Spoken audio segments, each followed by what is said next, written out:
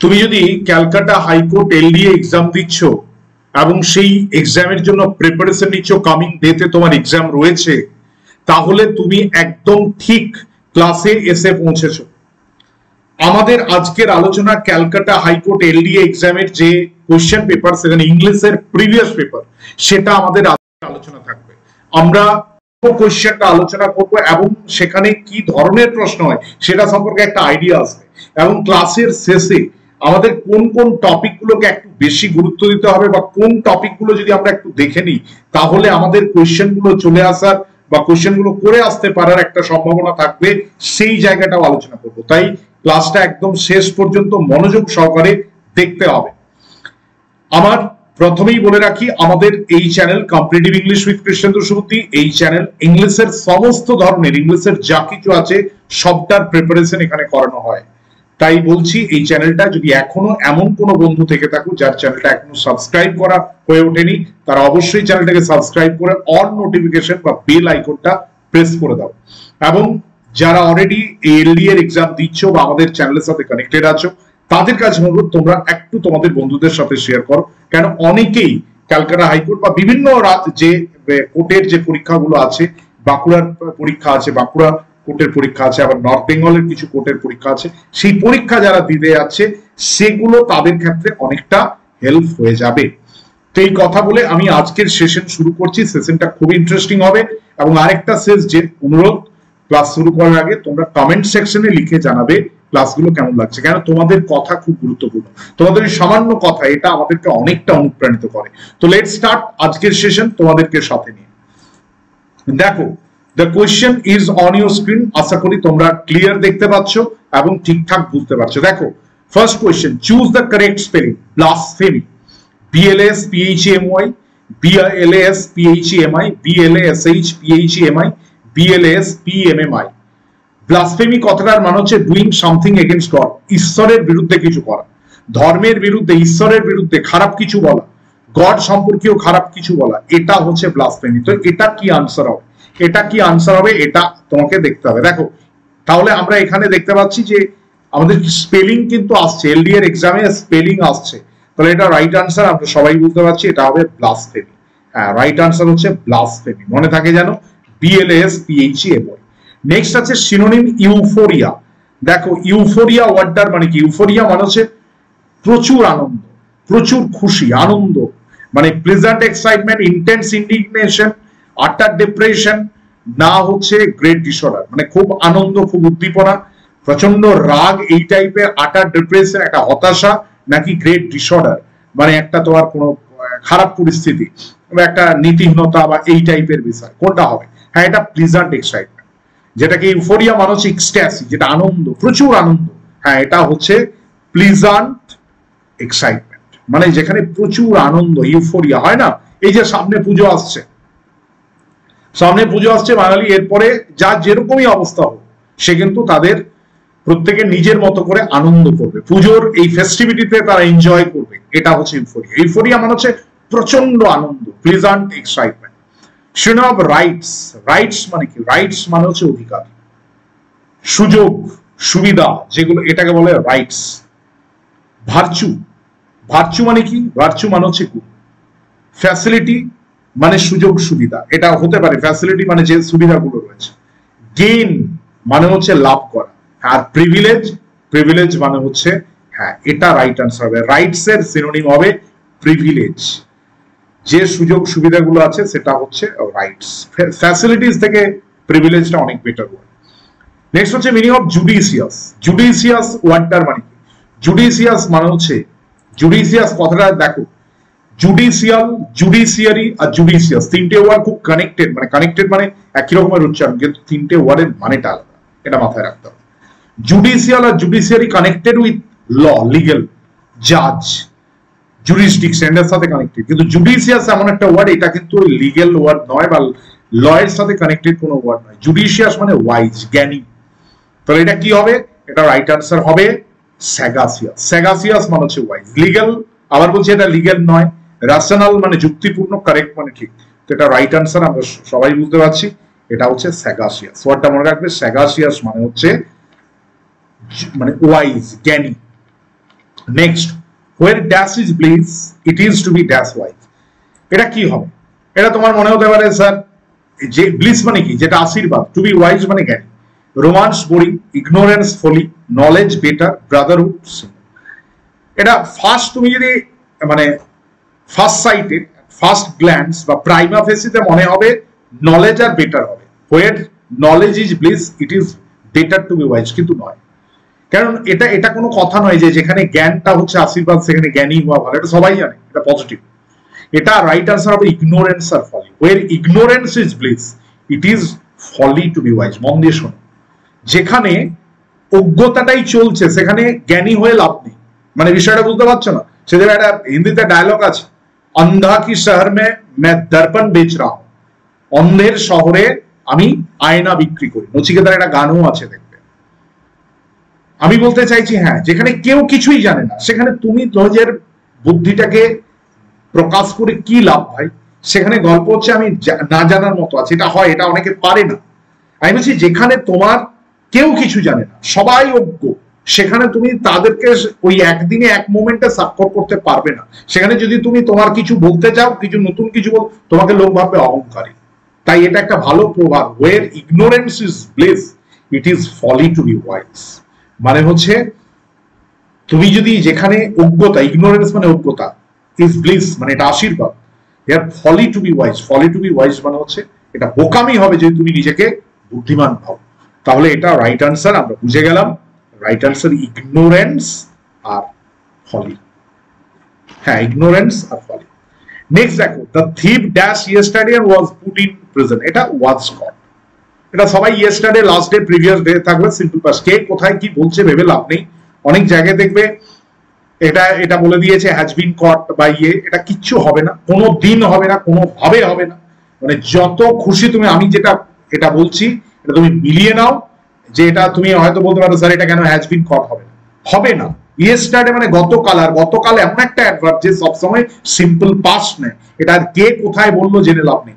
গল্প হচ্ছে yesterday, last day, previous day থাকলে সিম্পল পাস্ট হবে। এটা আমাদের ইংলিশ গ্রামারে দেখবে, যারা টেন্সের ক্লাস করেছো তারা দেখেওছো টেন্সে, এটা আমি একটু ক্যাটেগরিক্যালি টেন্সের পঞ্চপাণ্ডব এই সেশনে বলে দিয়েছি।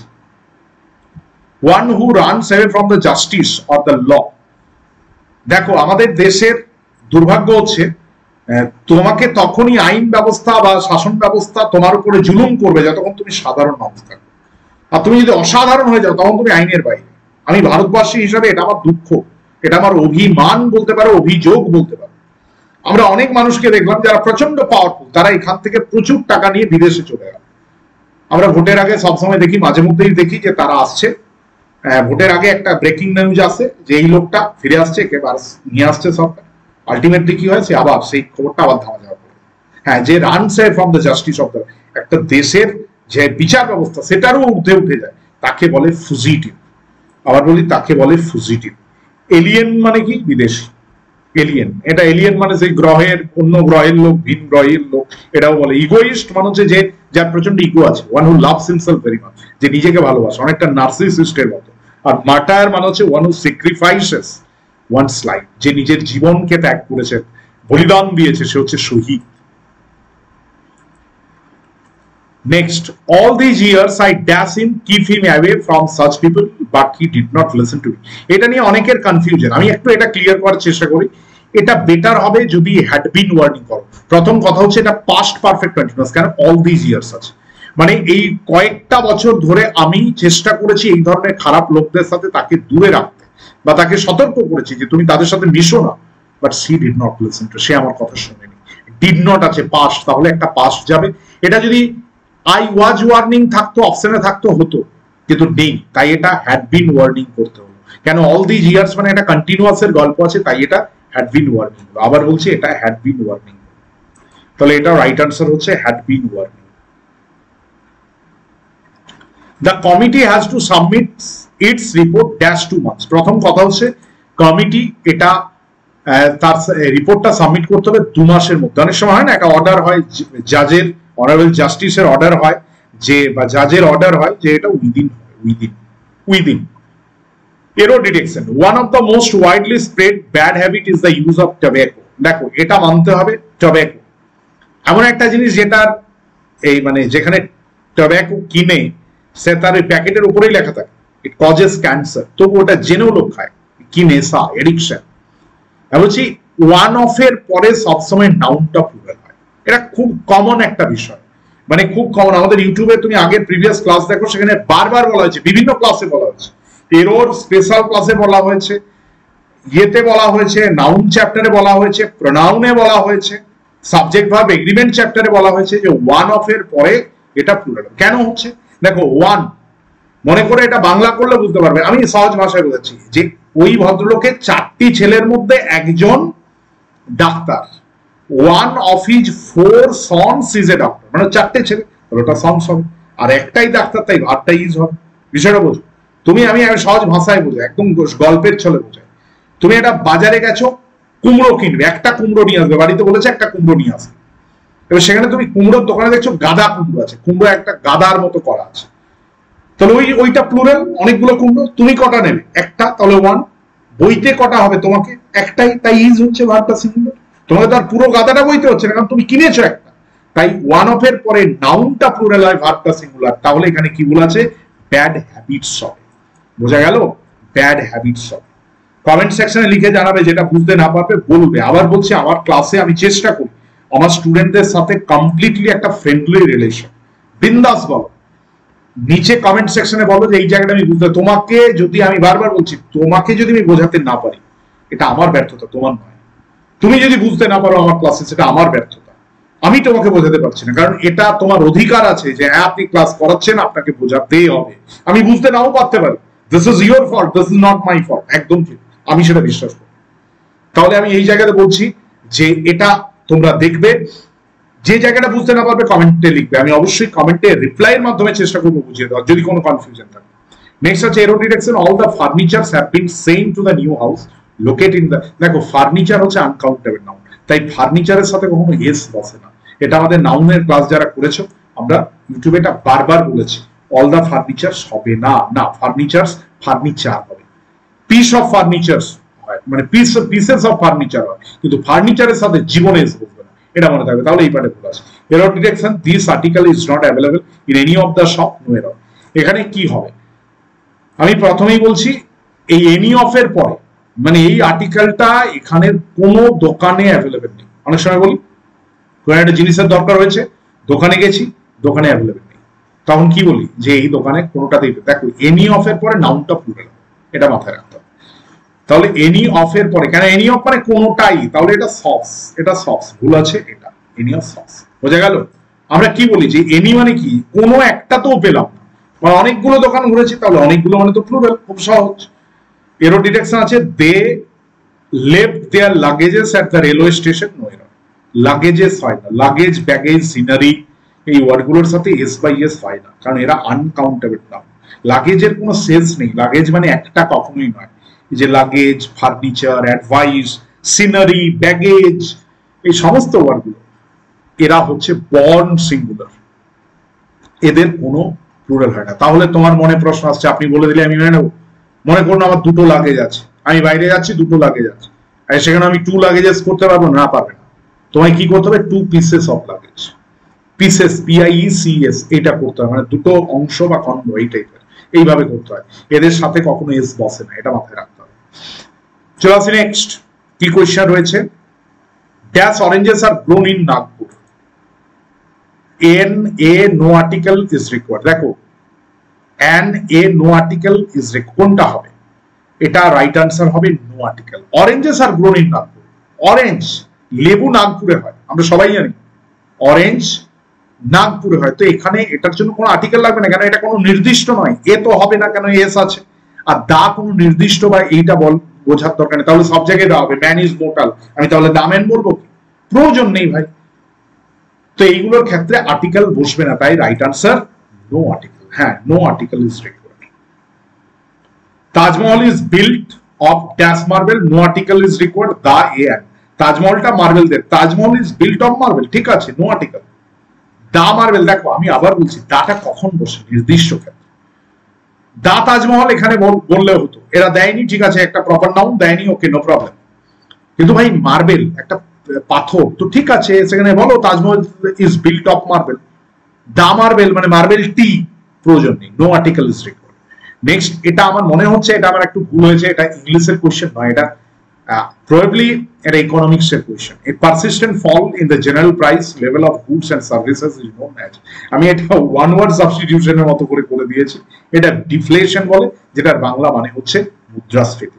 আমি তাও বলে দিলাম অ্যাজ বিকজ মনে হলো যে something the type of the question is like one word substitution, that's why I put in my class. তো এটা ডিফ্লেশন হবে, রাইট আনসার হচ্ছে deflation. So the meaning of is deflation is মুদ্রাস্ফীতি।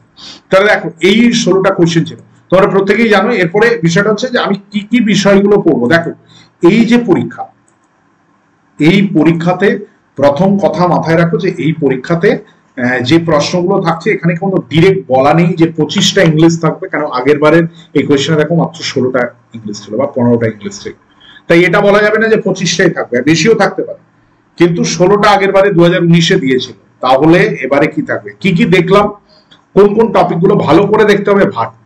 টেন্সটা দেখে যাও, টেন্স থেকে প্রশ্ন আসবে, আমাদের ইউটিউবে ক্লাস আছে, টেন্সটা দেখে যাও, একটু দেখে যাবে। যেটা দেখবে সেটা হচ্ছে সিনোএন্টোটা একটু দেখে যাও, আমাদের প্রচুর ক্লাস আছে ইউটিউবে, সিনোএন্টোটা দেখে যাও। আর্টিকেল একদম কমপ্লিট ক্লাস আমাদের ইউটিউবে, লেখো আর্টিকেল বাই কৃষ্ণ সুমতি পেয়ে যাবে। এই বেশ কয়েকটা চ্যাপ্টার একটু ওয়ান ওয়ার্ড কিছু দেখে গেলে, এইগুলো দেখলেই মোটামুটি ভাবে এটা বলা যেতেই পারে যে তোমার এলডিএ যে এক্সাম তোমরা কিন্তু ভালো করতে পারবে। আমাদের এই চ্যানেলে ইংলিশের কমপ্লিট ক্লাস দেওয়া হয়, যারা কমপ্লিট প্রিপারেশন নিতে চাইছো যে আমি ইংলিশটা বুঝতে পারছি না, চ্যানেলের সাথে যুক্ত থাকবে, চ্যানেলটা সাবস্ক্রাইব করে অল নোটিফিকেশন বা যেটা বেল আইকন সেটা প্রেস করতে বলো না, কারণ ওই বেল আইকনটা প্রেস না করলে আমাদের ক্লাসের নোটিফিকেশন যাবে না তোমার কাছে। আমাদের অনেক ক্লাস আসছে, বিভিন্ন ধরনের অ্যানিমেটেড ক্লাস আসছে, তো সেই ক্লাসটাতে থাকো। অবশ্যই ইংলিশের জায়গা থেকে আমরা চেষ্টা করি যাতে তোমাদেরকে সাপোর্ট দেওয়া যায়। আবার বলছি, আমি কোনো টিচার, বড় টিচার হওয়ার কোনো ইয়ে নেই, আমি একজন বন্ধু হয়ে থাকতে চাই তোমাদের পাশে।